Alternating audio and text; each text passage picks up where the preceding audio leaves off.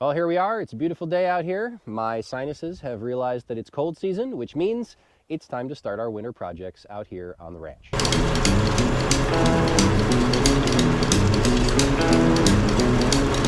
And the first of our winter projects that we're going to be taking on here is, of course, the beginning of what we want to try to seed in our pasture. We have some areas of our pasture that don't produce very well, and honestly, I have some seeds that I've been wanting to experiment with.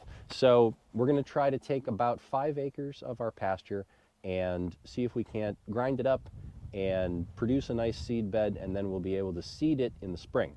But of course, that means producing a nice seed bed. And what we're going to be doing today is turning what's over this shoulder into what's over this shoulder. So that's what we're going to do. First, let's take a look at what we're going to be using to do it. And for anyone who might have noticed, this little fuzzy thing right here, that is my new microphone, because I got sick and tired of the old one breaking or not working half the time. So new microphone time. We'll see how well this one works, kind of trying it out for the first time today. So hopefully it does decently, despite the fact that my voice is very nasally and yucky because my sinuses have just decided to take the week off. So we'll see how it goes.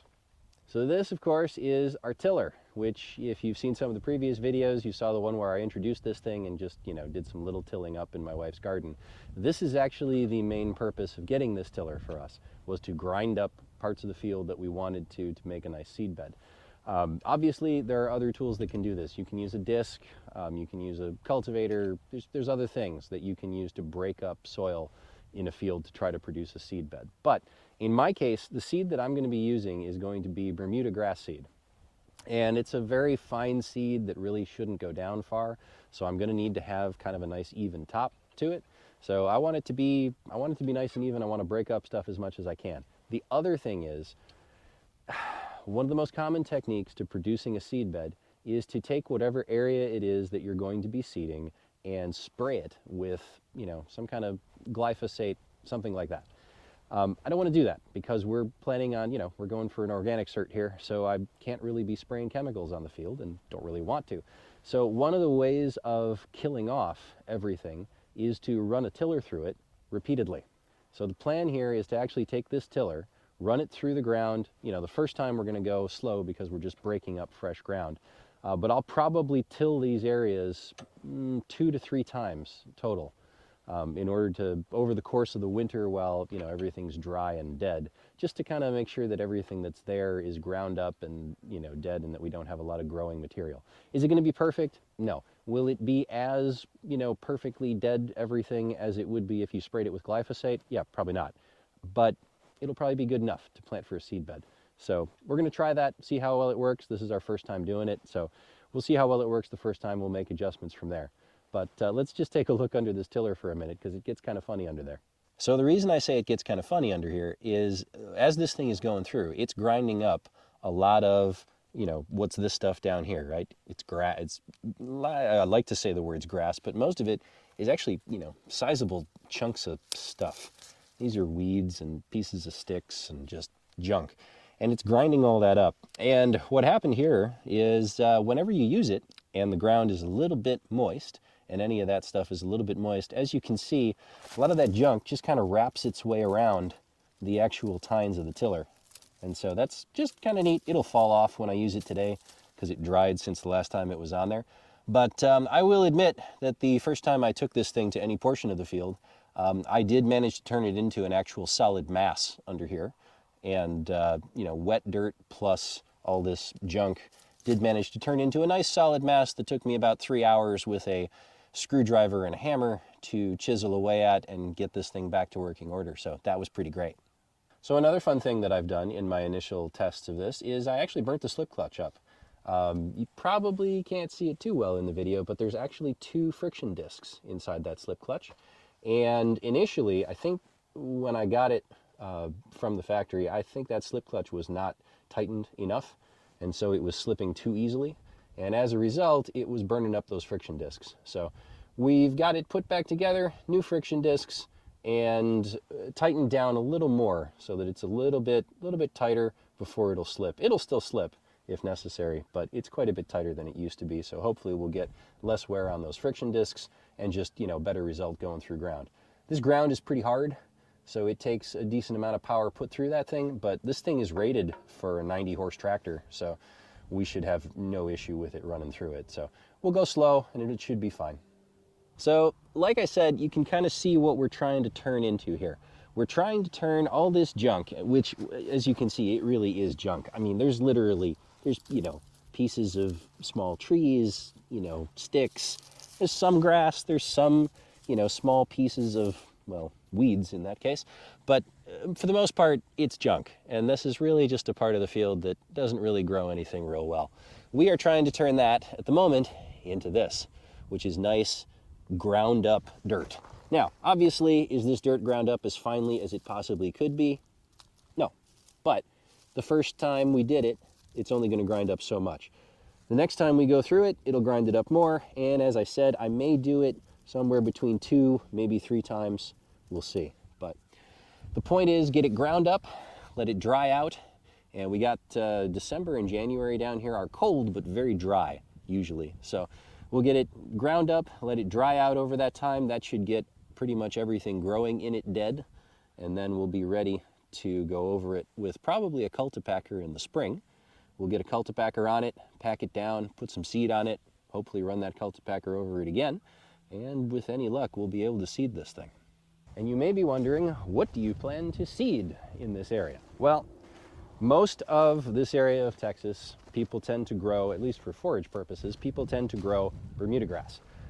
Coastal Bermuda grass is very popular, but a lot of that is done through sprigging. And there's really 2 ways of planting Bermuda grass, of course, sprigging and seed. I mean, most everybody's familiar with the concept of seed, but sprigging is a concept of you actually pull up little pieces of Bermuda grass from growing it somewhere, and you bag them up and get them into a machine that puts them in the ground, and it's actually kind of an expensive process to do, much more expensive than just seeding. Opinions will differ on whether sprigging Bermuda grass produces a better result faster versus actually seeding Bermuda grass, but I really don't want to get into sprigging. It's, specialty machinery, expensive. It just seems like it's a giant pain in the neck. So we're not going to do that. So we're going to get seeded Bermuda grass, and we're also going to try to mix in with it some perennial rye. We have in this field right now, currently, actually a good amount of perennial ryegrass that comes up every year. And I know that's, one of the things, oh, you're in Texas, you shouldn't have, perennial ryegrass working. It just so happens the area we're in, it gets hot, but it doesn't necessarily get too hot and dry most years. And so we actually end up with a decent amount of perennial ryegrass still coming up in the field. So with that, we're going to try to plant Bermuda and perennial rye out here, and we'll see how it goes. We'll see how they come up. This, like I said, this is our 5 acres. This is our test. If this goes well and we get, a real nice result out of this, then we may do more of the field. But at least this seemed like a good place to start. So another thing you'll notice about the tiller, the way I currently have it configured, is that the back end of it is actually raised up so that that will not be on the ground. Now normally you would have that down, that thing would be sitting on the ground, or you'd have these springs up here adjusted so it was actually pushing against the ground, so as to flatten out the ground and push it down as you go over it. We're not doing that here. We actually want the result of this to be as fluffy as possible, because we're trying to get that dirt up and dried out so that everything in it is dead and, no actual living matter in it if we can. So this works out better. Plus, having it up like this when you're cutting through the ground and it's wet and you've got a lot of grass and junk in it, it means that you don't get anything really, I shouldn't say anything, nothing's perfect, but for the most part you don't get anything going back through the tiller a second time, and therefore you don't have as much a problem with wet or muddy stuff creating a really solid mass in that tiller, because it tends to just come out the back first time through. So that's helpful as well. So it's a little change to how we run a tiller and how you would run a tiller normally. Normally, like I said, you would have that down. But for us, I think it should work better for what we want, since we want fluffy, dry ground. So let's get our PTO revved up and let's get this thing chopping up some dirt.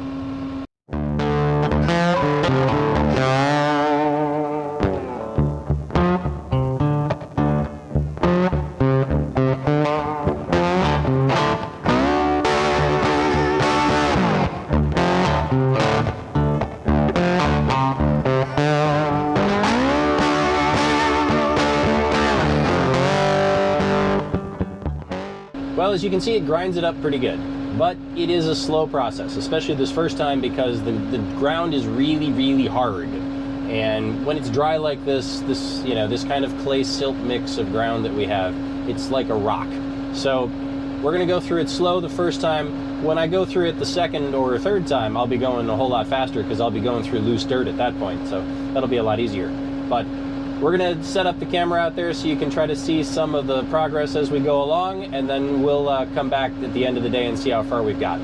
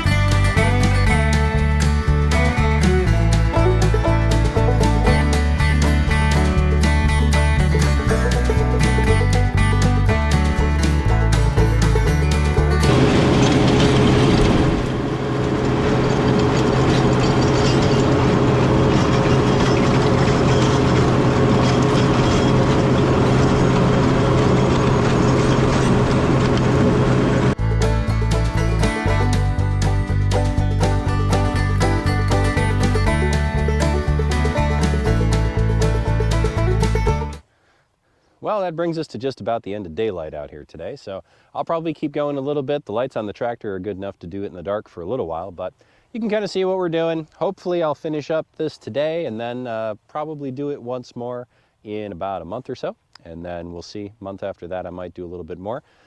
Next project, of course, we sent out soil tests from the soil here. We got to see if it needs any amendments to try to bring the pH up or anything like that. Could have been a reason why something wasn't growing there in the first place. So we'll see what we got to do as far as any kind of pH adjustment and fertilizer if we need to.